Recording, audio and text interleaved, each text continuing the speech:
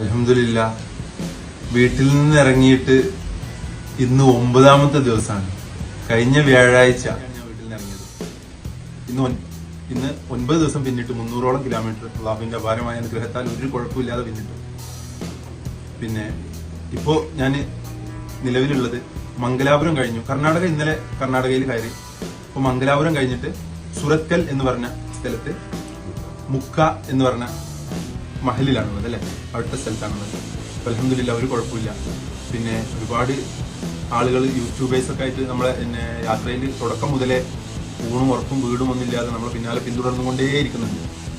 ഓരോ നിമിഷവും ഒന്ന് വെള്ളം കുടിക്കാനും ഒന്ന് ബാത്റൂമിൽ പോകാനും ഒന്ന് കിടന്നുറങ്ങാനും പറ്റാത്ത രീതിയിൽ അത്രയും ബുദ്ധിമുട്ടിക്കുന്ന രീതിയിൽ അവർ വീഡിയോസ് ഒക്കെ എടുത്തിട്ട് പല ചാനലിലായിട്ട് ഇങ്ങനെ അപ്ലോഡ് ചെയ്തിട്ടില്ലാത്ത കളവുകളൊക്കെ പറഞ്ഞിട്ട് ഉമ്മ കാണാൻ വന്നു. പിന്നെ ഷിഹാബ് ഇന്നലെ ഇപ്പോൾ ഒരു ഇത് കണ്ടു, അവർ പറഞ്ഞത് ഷിഹാബ് പരിക്ക് പറ്റിയിട്ട് ഞാൻ വിശ്രമിക്കുന്ന വീഡിയോ എടുത്തിട്ട് ഷിഹാബ് പരിക്ക് പറ്റിയിട്ട് യാത്ര നിർത്തി എന്നൊക്കെ രീതിയിലുള്ള പല പ്രചരണങ്ങളും നടക്കുന്നുണ്ട്. അതൊന്നും സത്യമല്ല.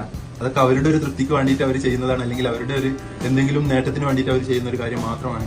അൽഹംദുലില്ലാ അള്ളാഹുവിന്റെ അപാരമായ അനുഗ്രഹത്താൽ ഒരു തലവേദന പോലും ഇതുവരെ എനിക്ക് ഉണ്ടായിട്ടില്ല.